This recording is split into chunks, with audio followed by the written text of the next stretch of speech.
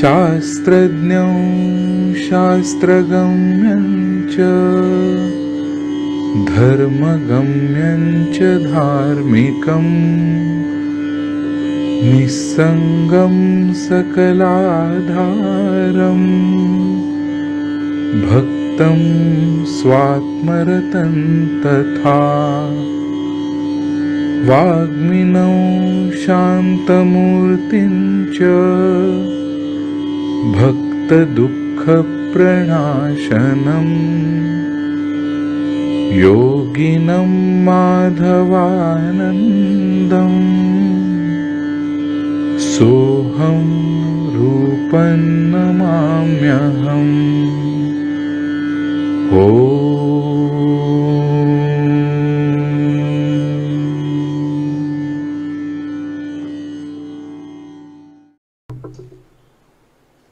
छान अभंग ऐकायला पण छान वाटतो अभंग हा, पण सूक्ष्मता फार आहे.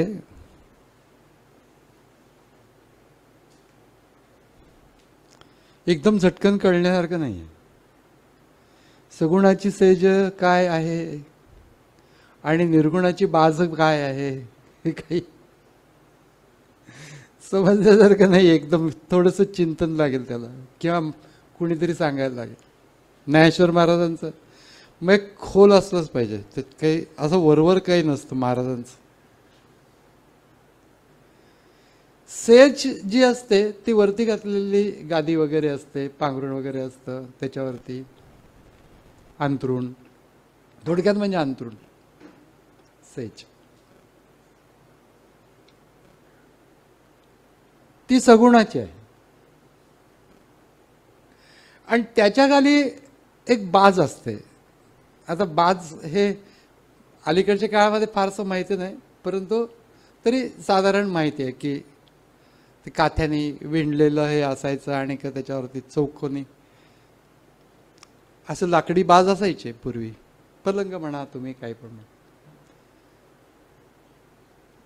आणि ते बाज जर का बघितलं तर रिलेटिव्हली बघायचं असतं. काव्यामध्ये अगदी किस काढायचा नसतो. तर बाज ही स्थिर असते.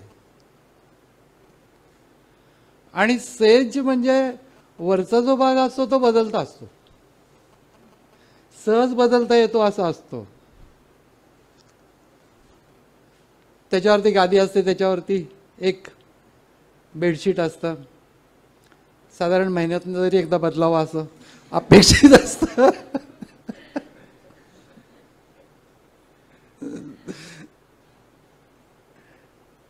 म्हणजे चेंजिंग पार्ट जो आहे तो सेज आहे. मग ईश्वराच्या बाबतीमध्ये सुद्धा सगुण हे चेंजिंग आहे. स्थिरतत्व जे आहे बाज, ती सारखी कोणी बदलत नसतं की बाबा दर महिन्याला बाज बदलली असं करत नाहीत, पण सेज बदलली जाते. म्हणजे रिलेटिव्हली आपण, मी सांगितलं तुम्हाला की काव्यामध्ये फारसा किस काढायचा नसतो. एक स्टेबल तत्व आहे निर्गुण, आणि त्याच्या आधारावरती ती सेज आहे. सेज अशी इंडिपेंडंटली नाही आहे, स्टेबल असं काहीतरी तत्व आहे, त्या आधारावरती ते आहे. त्यामुळे जे जे काही सगुण आहे, जे जे काही दृश्य आहे, सगुण म्हणजे गुणांसहित असलेलं, जे जे काही दृश्य आहे ते बदलणार आहे. आपण जे पाहतो, अनुभवतो, या सर्व गोष्टी, दृश्याचं फक्त डोळ्यांनी पाहतो त्याला दृश्य म्हणतात असं नाही आहे. जो काही अनुभव घेतो, प्रत्येक अनुभव ही बदलणारीच गोष्ट असते. बदलणारी नसणारी गोष्ट कोणची असेल तर तत्व ही न बदलणारी गोष्ट असते.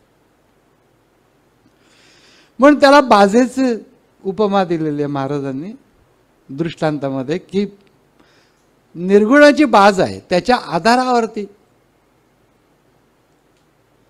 ही सेज आहे सगुणाची. पण सेज ही नेहमी सुखकर असते, मऊ असते, सुखकर असते, त्याच्यावरती विश्रांती घेता येते, सुख वाटतं.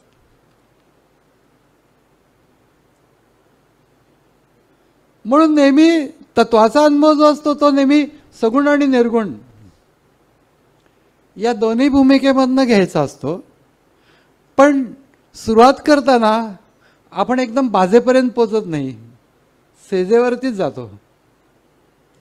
त्याप्रमाणे सगुण हे प्रथम आहे आणि त्यातनं निर्गुण पुढची गोष्ट आहे.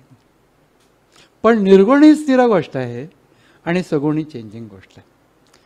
एका छोट्या ह्याच्यामध्ये केवढं मोठं तत्व सांगून टाकलेलं आहे की तुम्ही करा चिंतन, वाटेल तेवढं.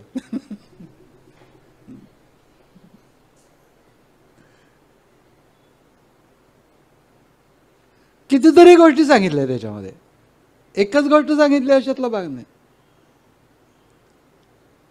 नित्यता वैकुंठ. वैकुंठ म्हणजे काय? ते एक पौराणिक कल्पना आहेच आहे की वैकुंठ याचा अर्थ विष्णूचं घर असलेलं स्थान, विष्णू जिथं राहतात ते स्थान. पण असं कुठलंही स्थान नाही की जिथं विष्णू नाही आहे.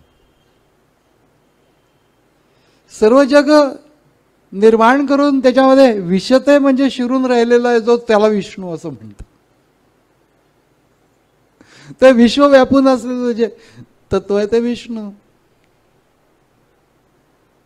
मग प्रत्येक शब्दाला जिथे जे तत्व आहे तिथे नित्यता आहे आणि जिथे नित्यता आहे त्याला वैकुंठ असं म्हणतात. नित्यता वैकुंठ म्हणजे परमेश्वराची नित्य अशी अनुभूती, नित्यता वैकुंठ. म्हणून सगळे ज्ञानेश्वर महाराजांचे शब्द त्याच्यामध्ये व्याख्या असतात, काय काय असतं आपल्याला इतकं सोपं वाटत नाही. ते नित्यता वैकुंठ. वैकुंठ या शब्दाचा एक असा पण अर्थ आहे विगत कुंठा इति वैकुंठ. हा कुंठा म्हणजे वक्रबुद्धी, चुकीचे विचार वगैरे वाली एक बुद्धी असते. ती ज्या अंतःकरणातलं विगत झालेली आहे म्हणजे निघून गेलेली आहे आणि जे अंतःकरण अतिशय सरळ आहे तेच वैकुंठ होय. म्हणजे शब्दांचे अर्थ सुद्धा जर का आपण बघितले ना तर अतिशय आल्हादकारक आहे. शब्दांचे अर्थ सुद्धा अतिशय आल्हादकारक आहे. नित्यता वैकुंठ. पण सगळे अभंग ज्ञानेश्वर महाराजांचे बघितले तर कुठलाही अभंग असा कॅज्युअल नाहीये. काहीतरी मोगरा फुलला, मोगरा फुलला, फुले वेचता बहरू कळी असे आला. मोगरा फुलला, योगाच्या अनुभूतीचा मोगरा फुललेला आहे.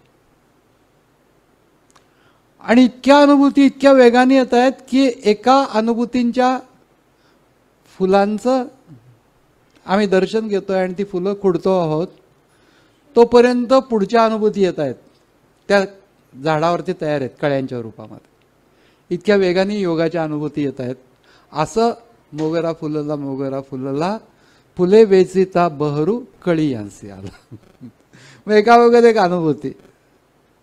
पण ज्ञानदेवांचे जे अभंग आहेत ते ज्ञानदेवांचे अभंग सगुणाची सेज, निर्गुणाची बाज. हे सगुण निर्गुण एकाच तत्वाच्या दोन गोष्टी आहेत. एक प्रकृती म्हटलं जातं जी चेंजिंग आहे, सगुण. आणि काय एक पुरुष म्हटलं जातं, परमतत्व. जे काही वर्णन आम्ही ऐकतो की जे बदलत नाही कधीही, नित्यता ज्याच्यामध्ये आहे ते आहे ते निर्गुण तत्व आहे. आकार नाही, निराकार आहे.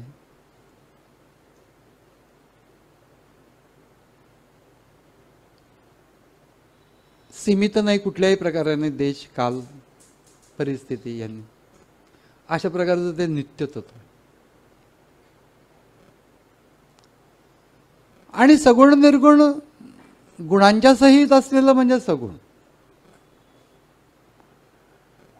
आणि एकंदरच विश्व या गुणांनी निर्माण झालेलं आहे. कोणते गुण आहेत?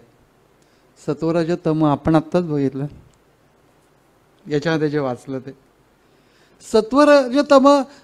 बऱ्याच ठिकाणी हे शब्द येतात. सत्वर गुण म्हणजे काय? सत्वगुण म्हणजे असं लोकांना वाटतं की सगळे पांढरे कपडे घातले पाहिजे म्हणजे सत्वगुण. चांगल्या गोष्टी म्हणजे सत्वगुण. पांढरे कपडे घालून वाईट काळे उद्योग केले सत्वगुण नाही. सत्वगुणाचा एक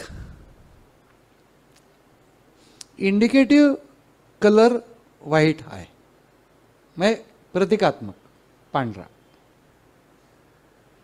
म्हणून सरस्वतीच्या या कुंदेंदू तुषारहार धवला, या शुभ्र वस्त्रावृता, या वीणावर दंड मंडित करा, या श्वेत पद्मासना, या ब्रह्माच्युत शंकर प्रवृत्तीवीर देवै सदा वंदिता, सामाम पातु सरस्वती भगवती. निशेष जाड्य म्हणजे इनर्शिया, निशेष जाड्या पहा. सगळं जाड्य म्हणजे बौद्धिक मांद्य. सूक्ष्मात शिरू नये असं बुद्धीला जे वाटतं ते जाड्य आहे. वरवरचं करावं असं जे वाटतं ते सगळं जाड्य. तत्वदर्शी होऊ नये असं वाटतं, मजा घ्यावी, जाड्य. पण तत्वापर्यंत पोचावं असं प्रवृत्ती असणे आणि तसा प्रयत्न करणे हे जाड्य नाही. जाड्य गेलं हे इनर्शिया. म्हणजे फिजिक्सच्या लोकांना माहिती आहे इनर्शिया म्हणजे काय ते. Everybody tries to be, every body tries to be in the same state of motion and resist any change in the state of motion which is called inertia. की बदल नको आहे, तसंच राहू असं वाटतं. हा सगळा तमोगुण आहे, जाड्य. हे करावं ते करावं ते करावं ते करावं ते करावं असं म्हणजे वाटतं, करतो पण आपण. ज्याच्यावरती सगळ्या लोक व्यवहार चालू असतो रजोगुण, आवश्यक पण असतो जीवनासाठी, पण तो मध्यवर्ती असू नये. रजोगुण हा उपभोग प्रधान असतो, आपल्याला आवडतो. रजो रागात्मकम विद्धी, सगळ्यांना छान वाटतं तो रजोगुण. कर्म करण्याची प्रवृत्ती असतेच आपल्याला रजोगुणामुळे, उपभोग प्रवृत्ती असते रजोगुणामुळे. या कलांचा आस्वाद घ्यावा वगैरे हे सगळं रजोगुणाचं आहे. सगळं काही वाईट असतं अशातला भाग नाही, पण पूर्णपणे त्याच्यात राहू नये, तो मध्यवर्ती करू नये. सत्वगुण हा ज्ञानप्रधान असतो. आणि ज्ञानप्रधानता धरून माणूस जर का जीवनात राहील, ऊर्ध्वम गच्छन्ति म्हणजे इव्हॉल्व होईल. ऊर्ध्वम गच्छन्ति सत्वस्थः मध्ये तिष्ठन्ति राजसः. राजस माणसं ही फार वरती जात नाहीत, खाली जात नाहीत, कर्मात राहतात. त्यांच्या आवडत असतं कर्म, चुकीची पण गोष्ट आहे, याच्यातला भाग नाही, आणि आवश्यक पण गोष्ट. तिन्ही गुण आवश्यक. तमोगुण म्हणजे जाड्य, झोपून राहावं असं वाटणे वगैरे वगैरे, आवश्यक पण आहे. झोपच नाही आली तर म्हणजे अशी स्थिती अनुभवणाऱ्या माणसाला विचारा, झोप नाही आली तर काय होतं. तमोगुणाची अत्यंत आवश्यकता असते. पण तो प्रधान होऊ नये, जाड्य हे प्रधान होऊ नये. कर्म ही पण गोष्ट प्रधान होऊ नये. जेवढं पाहिजे तेवढं जरूर करायलाच पाहिजे, त्याच्याशिवाय. सगळी गीतेची सुरुवात कर्मयोगापासून झाली. पण मुक्काम कर्मयोग हा नाहीये, ज्ञान हा मुक्काम आहे सगळ्यात शेवटी. म्हणून त्या ज्ञानाला अनुकूल अशा प्रकारचं जीवन म्हणजे सत्वगुण.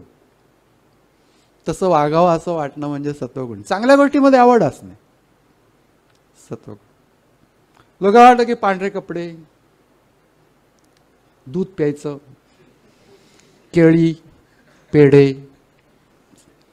म्हणजे श्राद्धाचे पदार्थ म्हणजे सत्वगुण. सतोगुण म्हणजे असं नव्हे. सतोगुण याचा अर्थ सतोगुण आहे भगवत भक्ती, सतोगुण आहे ज्ञान प्राप्ती, सतोगुण आहे सायुज्यता मुक्ती, याविषयी संदेह नाही. तुम्ही समर्थांचा दासबोध बघा. तुम्ही रजोगुणाचं इतका अप्रतिम वर्णन केलंय. माझे घर माझा संसार देव कैसा आणिला तोर, ऐसा करी जो विचार तोच रजोगुण. सगळं माझं, मी, माझं, अमकं तमकं. इतरांचे अवघेची जावे माझेची बरे असावे, ऐसे भावी जो स्वभावे तो रजोगुण. कॉम्पिटेटिव्ह सेन्स भयंकर असतो. असू नये याच्यातला भाग नाही, पण अति असतो त्याच्यामध्ये रजोगुणामध्ये. प्रत्येक गोष्ट आवश्यक आहे हे सांगितलंच पहिल्यांदा. रजोगुण तमोगुण सतोगुण तिन्ही आवश्यक आहेत. परंतु ज्ञानाची जर का वाटचाल व्हायची असेल तर ज्ञानाचा गुण जो आहे तो सतोगुण, म्हणजे सर्व चांगल्या गोष्टींच्या मध्ये रती असणे, सूक्ष्मात जाण्याची प्रवृत्ती असणे, जड तो बाजूला टाकण्याची ही अंतःकरणाची स्थिती, की ज्यामुळे आम्ही जास्तीत जास्त प्रिन्सिपल शोधण्याचा प्रयत्न करतो. सत्वगुण. म्हणून ऊर्ध्वम गच्छन्ति सत्वस्था म्हणजे वर जातात सत्वगुणी लोक. वर म्हणजे कुठे जातात? कुठे गेले? वर गेले. असं वर नाही जात, इव्हॉल्व्ह होतात. कारण की शेवटी ना एकाच जन्मामध्ये माणूस परमतत्वाचा अनुभव घेऊ शकेल असं नाही आहे, पण तो इव्हॉल्व्ह होत होत जातो. त्या ऊर्ध्वम गच्छन्ति सत्वस्था. दुसरा जो आहे कर्मगुण, कर्मप्रधान, ज्याच्यामध्ये ज्ञानाकडे दुर्लक्ष झालेलं आहे, उपभोगांच्याकडे प्राधान्य झालेलं आहे. चांगलं कर्म करतोय, वाईट कर्म करतोय अशातला भाग नाही, पण कर्मप्रवृत्ती जास्त आहे. हा माणूस फार वर जात नाही, फार खाली जात नाही. मध्ये तिष्ठन्ति राजस. इव्होल्युशनच्या दृष्टीने तो तिथंच राहतो. पुन्हा तो ज्या वेळेला खरंच जन्म घेईल, पुन्हा प्रयत्न करेल, हळूहळू त्याच्या वृत्तीत फरक पडेल, तत्वाकडे झेपावेल, अशी इव्होल्युशन आहे. बाह्य शारीरिक इव्होल्युशन जी आहे, जेवढी ती कितीतरी काळ लागतो त्या शारीरिक इव्होल्युशनची एक गोष्ट व्हायला. नुसत्या माकडांच्या शेपट्या तुटून म्हणजे नष्ट होऊन माणसं निर्माण झाली, त्याला किती काळ गेला. तरी कित्येक माणसांच्या शेपट्या असतात आतमध्ये, बाहेर दिसत नाही तर शेपट्या असतात. इव्होल्युशन प्रोसेस आहे. शारीरिक इव्होल्युशन ही स्लो असते, मानसिक इव्होल्युशन, कारण की त्याच्यावर तर आपला कंट्रोल नाही आहे. शारीरिक इव्होल्युशन ही थ्रू जनरेशन्स होत असते. पण मानसिक आणि बौद्धिक इव्होल्युशन जी आहे ती माणूस प्रयत्नाने एका जन्मामध्ये जास्ती करू शकतो.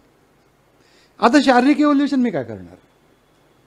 जे जीन्स आहेत त्याच्याप्रमाणे जी बॉडी घडलेली आहे त्याच्यामध्ये मी बदल काय करणार आहे की नाही? पुढे रिकॉम्बिनेशन्स ऑफ क्रोमोझोम्स होतील, त्यावेळेला ते बदल होत जातील वगैरे. हे सगळं सायन्स आहे, हे बोलण्याचं इथं काही कारण नाही. परंतु त्याला इट टेक्स टाईम शारीरिक ह्याच्यामध्ये. पण तो बदल, शारीरिक इव्होल्युशन हे फक्त सपोर्टिव्ह गोष्ट आहे. मुख्य मानवी जीवन त्याच्यामध्ये बौद्धिक आणि मानसिक इव्होल्युशन प्रयत्नपूर्वक माणूस करू शकतो. ही फार मोठा टप्पा आहे. म्हणून गुणांचं सिलेक्शन करताना, वागण्याचं सिलेक्शन करताना, पदार्थांचं सिलेक्शन करताना, उपभोगांचं सिलेक्शन करताना, कुठे रमायचं याचं सिलेक्शन करताना सर्वसाधारणपणे ते सगळं ज्ञानाला अनुकूल असावं. ऊर्ध्वम गच्छन्ति सत्वस्था.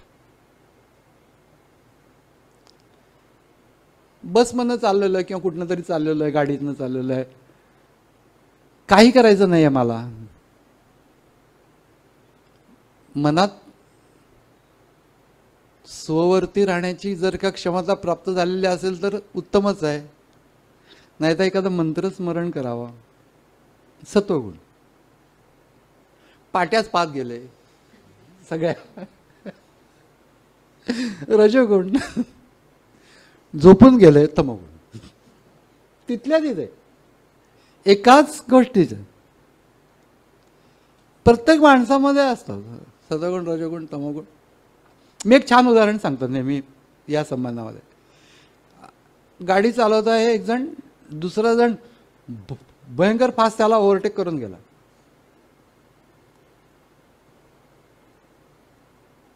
सत्वगुणी असेल तर तो म्हणेल की अरे जरा सावकाश यांनी चालवलं पाहिजे, वाईट काही होऊ नये, म्हणजे अशी सद्भावना निर्माण.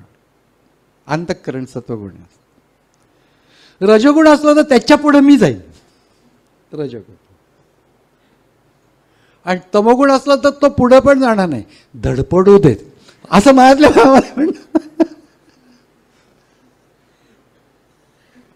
एकाच इव्हेंटच्या प्रतिक्रिया अंतःकरणाच्या सापेक्ष बदलत असतात. सत्वगुण, रजोगुण, तमोगुण यानुसार.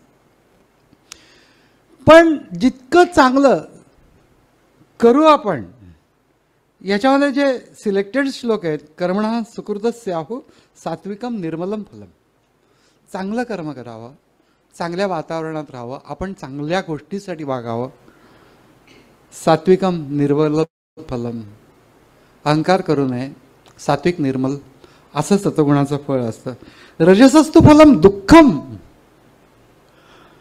जो आमच्या जीवनामध्ये प्रधान आहे त्याचं फळ काय? दुःख हे फळ आहे असं गीतेने सांगून टाकलेलं आहे. तुम्हाला आवडो न लावडो तर तो आहे. रजोगुण फार धरून राहिलास तर शेवटी पदरामध्ये दुःख पडेल. हा, सत्वगुण धरून राहा. प्रकाशकम अनामयम, प्रकाशयुक्त असतो. अमय म्हणजे अज्ञानाचा अंधकार नसतो. रजसस्तु फलम दुःखम. आणि तमोगुणाचं फळ काय असतं? ते दुःखही फळ नाही आहे त्याला, सात्विक निर्मळ फळ पण नाही आहे. रजसस्तु फलम दुःखम. तमोगुणाचं फळ काय? अज्ञानम तमसा फलम. अज्ञानात राहणे आणि अज्ञानातच जगणे हे तमोगुणाचं फळ आहे. इथून तो उठलंच पाहिजे 100%. रजोगुण परवडला, पण तमोगुणाच्या अंधकारात नको राहायला मला. भलेही मी थोडंसं चुकीचं वागेन, परंतु कर्मप्रधान राहीन, काहीतरी करायचा प्रयत्न नाही. कॉम्पिटिशन तो कॉम्पिटिशन, पण काय का असे ना ते चैतन्यमय असतं. आणि सात्विकम फलम याचा अर्थ तर सात्विकम निर्मलम फलम. त्याचं जे फळ असतं चांगलं कर्म करण्याचं, म्हणजे तुमचा अंतःकरणावरचा हा गुणांचा भाग जो आहे तो ओरिजिनलच असतो आपल्याबरोबर, पण त्याच्यामध्ये काही चेंज करता येतो का? तर चांगलं कर्म करता करता सत्वगुणाचा भाग वाढू शकतो, असं प्रिन्सिपल इथं या श्लोकात दिलेलं आहे. नाही तर गुण चेंज करण्याची काही पॉसिबिलिटीज नाही आहे. आहेत ते गुण घेऊन आलेलो आहोत आपण, तसे असतो. लहानपणापासून एखादा मुलगा तामसी असतो, एखादा मुलगा सात्विक असतो, सहन करत असतो वगैरे, या सगळ्या गोष्टी.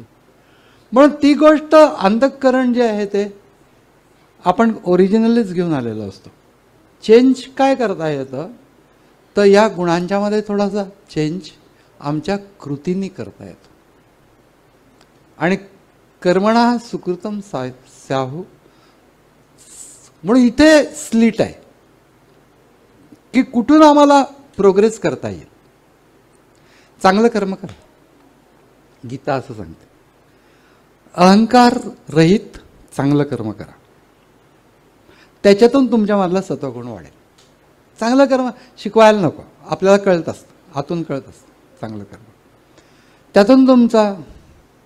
म्हणून या सगळ्याच्या नाही तर का की तमोगुणी व्यक्ती जन्मभर तमोगुणीच वागणार तिच्या गुणांच्या प्रमाणे, त्याच्यानंतर पुनर्जन्म घेतील त्यावेळेला पुन्हा तमोगुणच घेऊन येईल.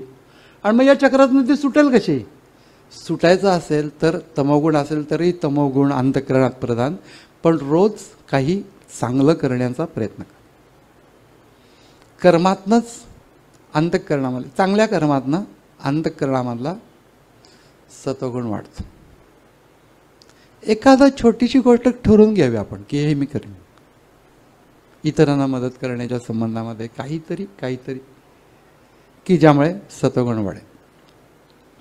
असं गीता इथं सांगते की या सगळ्यांना, या चक्रातनं सुटण्याचा मार्ग हा आहे की उत्कृष्ट कर्म करा, तुम्हाला प्राप्त असलेलं कर्तव्य कर्म करा, ते चांगलं करा, फार अपेक्षा त्याच्यातनं बाळगू नका, अहंकार बाळगू नका. त्यामुळे तुमच्या अंतःकरणामधला कर्मयोग रजोगुण चांगल्या प्रकाराने शांत होईल आणि सत्वगुण वाढेल. अशी गीतेने सांगितलेली ही इव्होल्युशनचा रेट वाढवू कसं शकू आपण, त्याची ही पद्धत फक्त या ठिकाणी दिली गेलेली आहे भगवद्गीतेमध्ये. बाकी कुठंही हे सांगितलं गेलेलं आहे की नाहीतर तेच अंतःकरण घेऊन ती व्यक्ती जन्मभर तशीच वागेल तर तोच गुण वाढेल आणि पुन्हा पुढच्या वेळेला ती येईल त्यावेळेला तोच गुण प्रदान घेऊन येईल, पुन्हा तशीच वागेल. सुटका कुठं आहे? कर्मणा सुकृतस्याहो. जो कोणी मी जसा, तुका म्हणे जैसा तैसा तुझा दास, न करी उदास पांडुरंगा. मी जसा आहे तसा तुझा आहे असं म्हण एकदा तरी. कर्मणा सुकृतस्याहो. चांगलं कर्म करणे म्हणजे फक्त देवाच्या पुढे जाऊन उभे राहणे, नमस्कार करणे असं नव्हे. ज्या क्षेत्रात वावरत असो त्या ठिकाणी इतरांना मदत करणे, मानवतेच्या पातळीवर तरी राहणे. दैवत्वाची पातळी फारच वरची आहे पण मानवतेच्या पातळीवरती तर राहायलाच पाहिजे. इव्होल्युशन जर का व्हायचं असेल तर आपण अगदीच खालच्या पशुत्वाच्या पातळीवरती जर का गेलो, अज्ञानम तमसा फलम, ऊर्ध्वं गच्छन्ति सत्वस्ता, मध्ये तिष्ठन्ति राजसा, जघन्य गुणवृत्तीस्ता, अधो गच्छन्ति तामसा. तामस वृत्तीने राहिलो तर आम्ही डिव्होल्युशन होईल आमचं. इव्होल्युशन नाही होणार, अहो त्याच्यापेक्षा खालीच. अप्रतिम आहे हे. जर का भगवद्गीतेचं आम्ही समजून घेतलं की एकदम सिस्टीम काय आहे की हाऊ टू इव्हॉल्व ही पण गोष्ट सांगितली, हाऊ टू बिहेव ही गोष्ट सांगितली. अभ्यास करावा तेवढा थोडा आहे. गीता भरपूर द्यायला तयार आहे. आम्हाला वेळ पाहिजे, थोडंसं लक्ष द्यायला पाहिजे. काय म्हणतंय ते नुसते ते अर्थ समजून घेऊन तेवढ्यापुरतं ते सुद्धा समजून नसतात. लोक नुसतं पठणच करतात, त्यांना काही माहिती नसतं त्या पठणाचं. ते पण चांगली गोष्ट आहे पण तरी देखील अर्थ समजून घेणं ही त्याच्यापेक्षा चांगली गोष्ट आहे आणि आमच्या जीवनात ते आणण्याचा प्रयत्न करणं ही सगळ्यात उत्तम गोष्ट आहे. तशा प्रकारे सत्वगुण आमच्या अंतरामध्ये यावा. दासबोधामधलं सत्वगुणाचं वर्णन वाचावं, रजोगुणाचं वाचावं, कारण की आपण रजोगुण प्रधान आहोत म्हणून समर्थाने पहिल्यांदा रजोगुण सांगितला, मग सत्वगुण सांगितलं, तमोगुण. फार सुंदर आहे हा विषयच, फार सुंदर आहे. जर कधी बोलायची संधी मिळाली तर जरूर या विषयावरती बोलूया. हरिओम. यस्य स्मरणमात्रेण चित्तं भवति निर्मलं, स्वामी समाधवानन्दो नित्यं वसति मे हृदि. ॐ तत्सत्.